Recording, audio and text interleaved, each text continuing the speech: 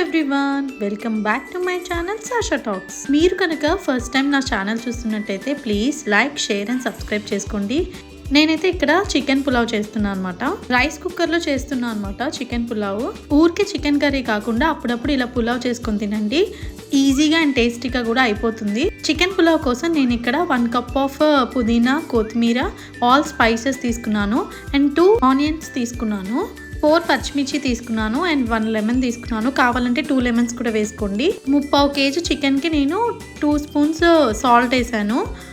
పసుపు నచ్చకపోతే 1/2 స్పూన్ వేసుకోండి. నేను కొంచెం 1 స్పూన్ వేసాను అనమాట ఇక్కడ. తర్వాత అండ్ 2 టేబుల్ స్పూన్స్ ఆఫ్ అల్లం వెల్లుల్లి పేస్ట్ వేసుకున్నాను అనమాట. రైస్లో కదా అన్నీ కొంచెం తక్కువనే వేసుకున్నాను. కర్రీ అయితే కొంచెం అన్నీ ఎక్కువగా వేసుకుంటాం కదా, సో రైస్ కోసం అని చెప్పి నేను కొంచెం అన్నీ తక్కువగా వేసుకున్నాను. ముక్కలకి మొత్తం పట్టించాలన్నమాట. మ్యారినేట్ చేస్తారు కొంతమంది, నేను ఇక్కడ మ్యారినేట్ చేయలేదు, డైరెక్ట్ చేశాను అనమాట. ఎందుకంటే రైస్ కుక్కర్లో ఉన్నాయి కదా అని చెప్పి చేసేసాను. అండ్ కారం వచ్చేసి ఇక్కడ నేను 3 స్పూన్స్ తీసుకున్నాను. కావాలంటే కారం తక్కువ తినాలంటే 2.5 చాలన్నమాట. చేతితో కలపలేని వాళ్ళు స్పూన్తో కలుపుకోండి. నేను ఇక్కడ చేతితో కలిపాను అనమాట. ముక్కకి మొత్తం పట్టిద్దని చెప్పి చేతితో కలిపాను. తర్వాత కర్డ్ వచ్చి ఇక్కడ నేను 4 టేబుల్ స్పూన్ ఆఫ్ కర్డ్ తీసుకున్నాను. చికెన్ పులావ్కి లెమన్ కర్డే టేస్ట్ అనమాట. కొంచెం ఎక్కువ తీసుకున్నా ఏం కాదు, కాకపోతే నేను ఇక్కడ 4 టేబుల్ స్పూన్ ఆఫ్ కర్డ్ మాత్రమే తీసుకున్నాను. కర్డ్ వేస్తే మంచి గ్రేవీ వస్తుంది అనమాట, జ్యూసీగా కూడా వస్తుంది ముక్క. ఇలా అన్నీ వేసి మంచిగా పట్టించాలన్నమాట ముక్కకి, ప్రతి ముక్కకి కలవాలన్నమాట. కలిస్తేనే బాగుంటుంది టేస్ట్. చాలామంది మ్యారినేట్ చేస్తారు, నేనేమీ మ్యారినేట్ చేయలేదు. ఇక్కడ అన్నీ ఒక దగ్గర పెట్టుకున్నాను అనమాట గుర్తుండటానికి. ఒక్కొక్కసారి మర్చిపోతాం కదా, సో అన్నీ ఇలా ప్లేట్లో పెట్టుకొని అరేంజ్ చేసుకున్నాను. ఈ చికెన్ పులావ్ వచ్చేసి నేను 4th టైం చేస్తున్నాను అనమాట.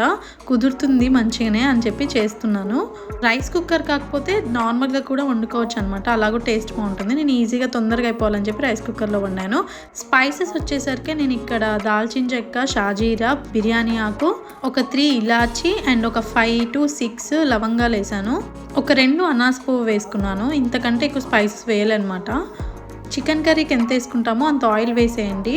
ఇక్కడ నేను 3 పావుల దాకా వేసాను. నూనెలో ఇంకా అన్ని స్పైసెస్ యాడ్ చేస్తున్నాను అనమాట. ప్రెషర్ కుక్కర్లో అయితే ఇంకా ఈజీ అయిపోతుంది, కాకపోతే మా హస్బెండ్ 1 kg తెచ్చారనమాట. కొంచెం తీసి ఇలా పులుసు పెట్టాను. పులావ్లోకి ఇలా పులుసు వేసుకొని తిన్నా బాగుంటుంది అనమాట. ఈవెన్ బిర్యానీలోకి కూడా ఇలా పులుసు చేసుకొని తింటే బాగుంటుంది కదా. అండ్ ఇంకా ఆయిల్లో ఆనియన్, పచ్చిమిర్చి యాడ్ చేస్తున్నాను అనమాట. 2 మీడియం సైజ్ ఆనియన్స్ తీసుకున్నాను. కావాలంటే మీరు ఒక పెద్ద ఆనియన్ తీసుకోవచ్చు. రైస్ ఎక్కువ బట్టి ఆనియన్స్ తీసుకోవాలన్నమాట. దమ్ బిర్యానీకి వేయించిన అవసరం లేదనమాట ఆనియన్స్. పులావ్లోకి అలానే చేస్తారనమాట. సో జస్ట్ కొంచెం సేపు మగ్గిస్తే చాలు. అన్ని స్పైసెస్ అండ్ ఆనియన్స్ ఇక్కడ మగ్గుతున్నాయి. తర్వాత పచ్చిమిర్చి కూడా వేసి కొంచెం సేపు మగ్గనివ్వాలి. మీకు కావాల్సిన కారం బట్టి పచ్చిమిర్చి కూడా యాడ్ చేసుకోండి. అలా మగ్గాక ఇంకా మనం కలుపుకున్న చికెన్ని వేసేయాలి. వేసేసి మంచిగా మగ్గనివ్వాలన్నమాట. కలుపుతూ అంతా పట్టాలన్నమాట చికెన్కి. మనం స్పైసెస్, ఆనియన్, పచ్చిమిర్చి అన్నీ వేసాం కదా, అవన్నీ పట్టే విధంగా మంచిగా కలుపుకోవాలి. దమ్ బిర్యానీ చేయాలన్నా ఇదే ఉంటుంది ప్రాసెస్, చికెన్ కలిపే విధము. కాకపోతే పక్కన అన్నము ఉడుకుతూ ఉంటుందన్నమాట. 70% ఉడికించాలి కదా, బట్ దమ్ పెట్టి చాలా పెద్ద ప్రాసెస్ అయిపోతుంది. సో ఇది అయితే ఈజీగా అయిపోతుందని చెప్పి ఇది చేశాను నేను. అలా ముక్కలన్నిటికీ పట్టే విధంగా కలుపుకొని ఒక 5 నిమిషాలు మూత పెట్టి మగ్గించుకోవాలి. తర్వాత వచ్చి చూస్తే ఇలా వాటర్ పైకి తేలుతుంది అనమాట. మంచిగా ఆయిల్ అండ్ వాటర్ కొంచెం తేలుతూ ఉంటుంది, జ్యూసీగా వస్తుంది అనమాట. అయితే చికెన్ 50% మాత్రమే ఉడికించుకోవాలి, ఎందుకంటే రైస్ కుక్కర్లో మళ్ళీ ఉడుకుతుంది కదా. ఇక్కడ నేను 2 గ్లాసెస్ తీసుకున్నాను అనమాట రైస్. పెద్ద గ్లాసులు ఉంటాయి కదా, ఆ గ్లాస్ తీసుకున్నాను 2 గ్లాసెస్. 50% ఉడికాక ఇలా కొత్తిమీర, పుదీనా యాడ్ చేసుకోవాలి. ఇక్కడ 1 కప్పు పుదీనా, 1 కప్పు కొత్తిమీర తీసుకున్నాను. కావాలంటే కొంచెం ఎక్కువ వేసుకోవచ్చు, కానీ మరీ ఎక్కువ ఆకులు అయిపోతుంది అని చెప్పి నేను కొంచెం తక్కువ వేసాను.